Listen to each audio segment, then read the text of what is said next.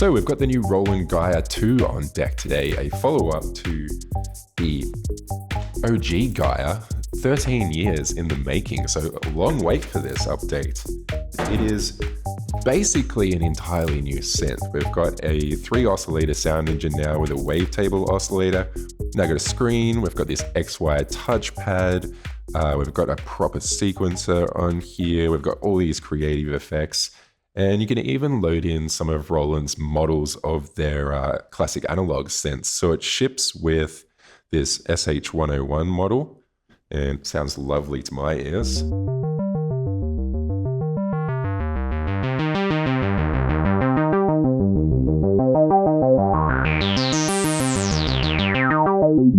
And it's polyphonic now as well, so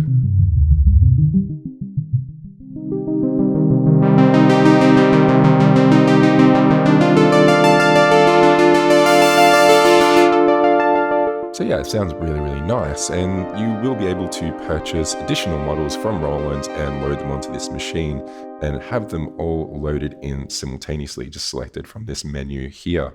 Now, in a few ways, this does follow in the footsteps of its predecessor. It is an all-digital polyphonic synth.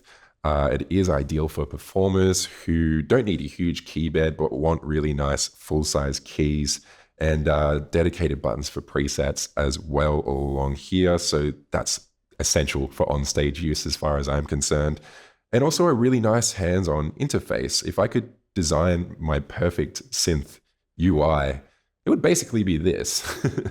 That said, I don't think this is just a synth for performers. I think there's enough sound design power in here now that my fellow synth nerds and beat makers and producers could actually get a lot out of this thing. So I thought today we might go through a few of my favorite new and improved features, starting with the Motional Pad.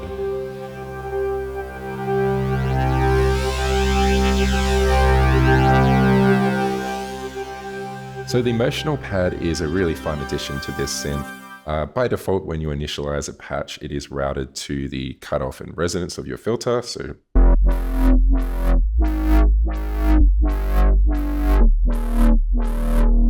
but we've also got dedicated buttons for phase modulation, which only affects the wavetable oscillator, but it's really, really fun.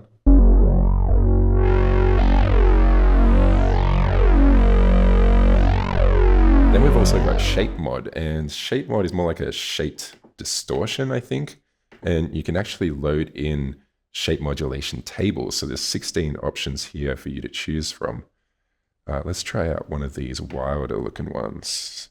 So we'll just change this back to default.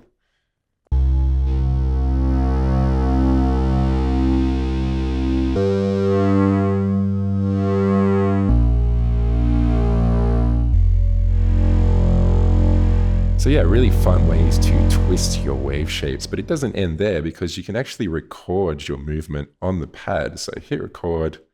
There you go, now it's playing back. And you can change how fast it plays back as well if I wanted to make it really nice and slow. Something else you can do is just apply a preset shape to that modulation, which is really handy if you want something that's totally seamless, and there's lots of different shapes for you to choose from. Now, you're not just limited to the phase modulation and shape modulation parameters. You can assign the X and Y axes of this pad in just about any way you want. So on this next patch, I've assigned the X and Y axes to bring in the delay and reverb.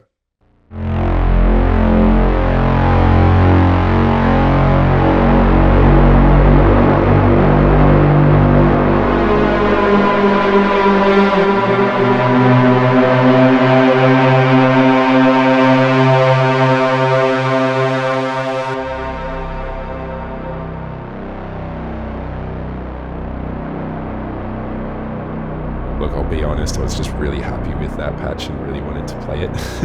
But on this next one, I've actually tried to be a bit more creative with the Motional Pad. I've set up a patch where oscillator 2 and 3 are tuned 3 steps and 7 steps above oscillator 1, giving us the notes of a minor chord. And then I am utilizing the motion on the pad to modulate the levels of oscillator 2 and 3 giving us this kind of morphing pad that floats around the minor chord. On top of that, I've combined it with a BPM looper effect, just kind of this glitchy stuttering effect, the shimmer reverb, and the chorus.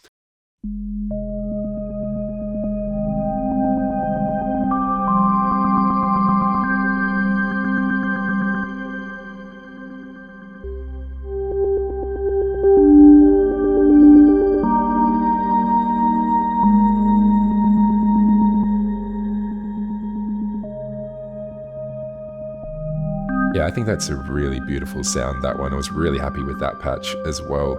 And for someone like myself who finds a lot of inspiration in sound when I'm writing music, like that's a really nice sort of launch pad to start working on a track.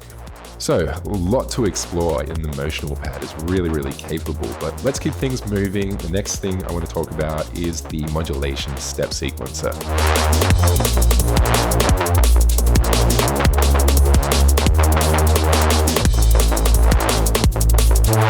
So if we go around to the step option on either one of these LFOs and hit enter, we're given the Modulation Step Sequencer view.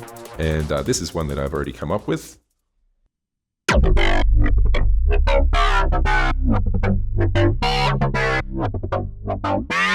So this really makes complex modulation sequences really, really easy. You can just select your steps along the bottom here, change the curve on each step. There's lots of different shapes to choose from, and you can really easily dial in the depths with the touchpad, whether they're positive or negative, and you can change the length of your sequence by holding Shift. You can have up to 16 steps. So a really awesome addition to this synth, and there's two of them as well. Turn LFO 2 around to step, and we've got a whole nother one here as well. And what's also great is that these can be tempo synced, whether this is an internal tempo or an external MIDI clock. So fairly extraordinary modulation capabilities on this synth, but I'm not done talking about modulation just yet. Next thing I'm going to take a look at is this sneaky little AD envelope down here.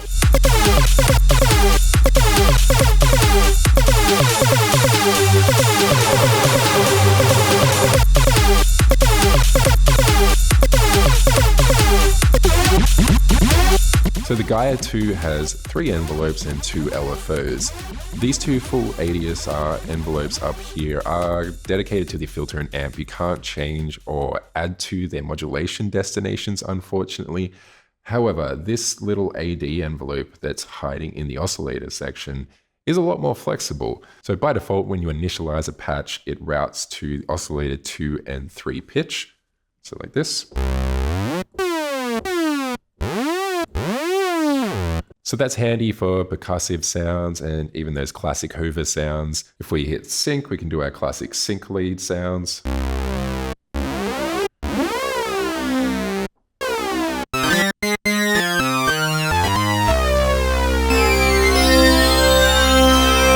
But if we go into this envelope settings, we can actually change its destination. So we've got pitch selected here.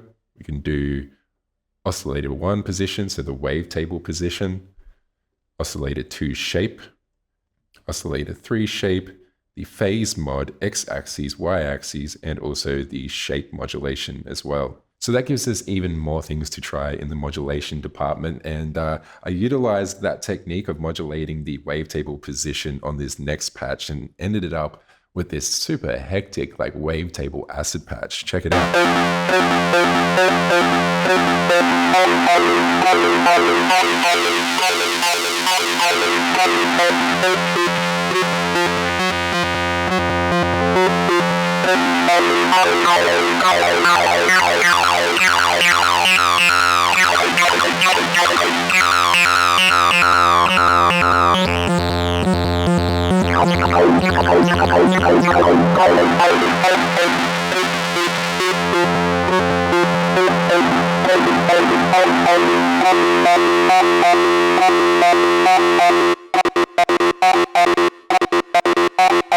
So really fun patch there, utilizing the onboard sequencer, the AD envelope routed to the wavetable position, and a bandpass filter over here with the resonance set pretty high just to kind of like thin out the sound a bit. So between the 3 envelopes, the 2 LFOs, both of which feature modulation step sequences, and the Motional Pad, we just have an absolute monster of a modulation machine here. But enough on modulation now, let's take a look at some of these new effects.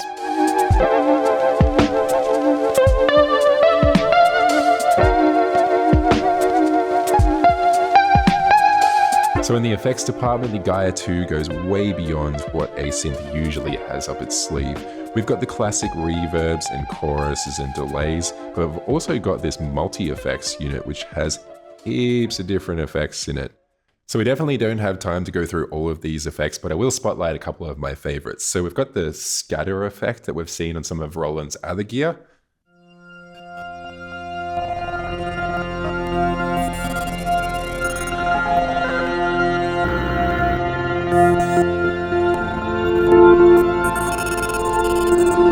Introduces all these delightfully crispy digital artifacts. I really love it. On this one, I've actually got the Motional Pad modulating which scatter effect it utilizes. It comes with a whole bunch of different types. Another one of my favorites is the phonograph effect, and you lo-fi producers out there are going to love this one. It's basically a vinyl effect, and it sounds pretty cool.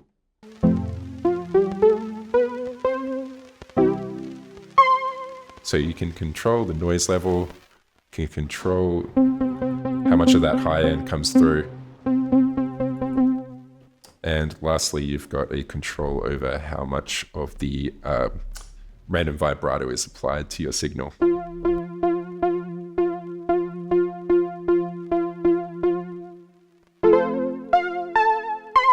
Super cool to have that on a synth, legitimately very handy, but there's so much to explore in here. We've got pitch shifters, we've got like lo-fi compressors, we've got tape echo, this DJ effects looper and the BPM looper, which I showcased in a patch earlier.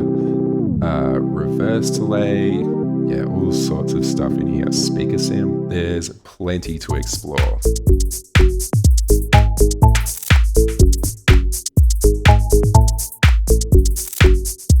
Next up is a bit of a hot tip for anyone who's going to pick one of these up. The Gaia 2 is a stereo synth, but it doesn't really take advantage of that unless you specifically tell it to.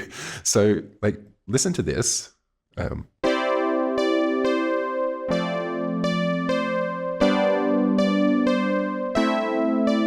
It sounds okay, but it's very mono, very narrow. So what we can do to fix that is go into our common settings and turn the spread all the way up on the unison, turn the unison on, and just give it a little bit of detune. And that should make it sound quite a bit better.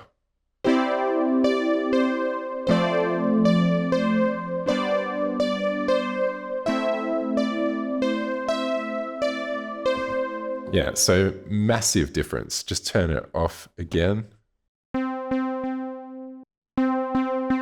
It makes it like way more 3D, and if you combine it with the chorus and a bit of reverb and stuff, we've got a really nice wide signal.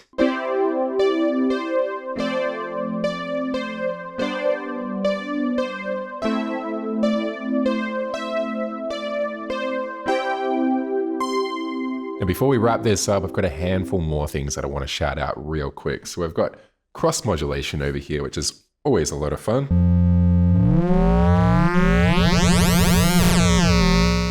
Come up with some really discordant sounds, or you can like carefully tune it.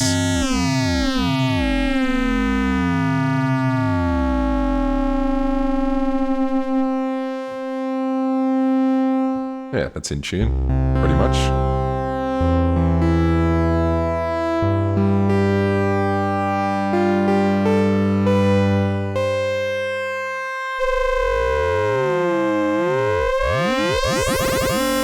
Next up are two features that I wish all synths had.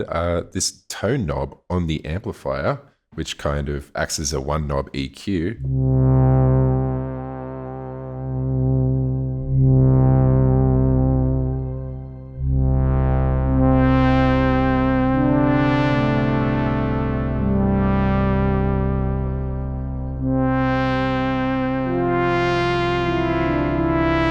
yeah, super handy feature, really just helps your sound fit in a mix. And the other one was the velocity button. I don't think I've ever seen this on a synth before, but it's just a button to turn the velocity sensitivity of the keyboard off. If you're doing a speedy solo, or if you are doing these big stretched chords and you just want to make sure that you really hit every note, then you can just turn the velocity off and you won't have any problems there.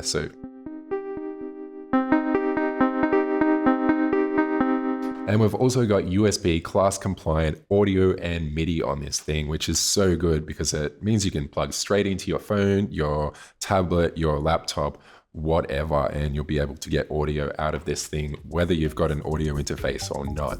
So that's a wrap on today's video. I think the Gaia 2 is a mammoth improvement over the original. There's so much here to play with, and whether you're going for classic analog tones or modern digital sounds, this thing can do it. There's not much it can't do.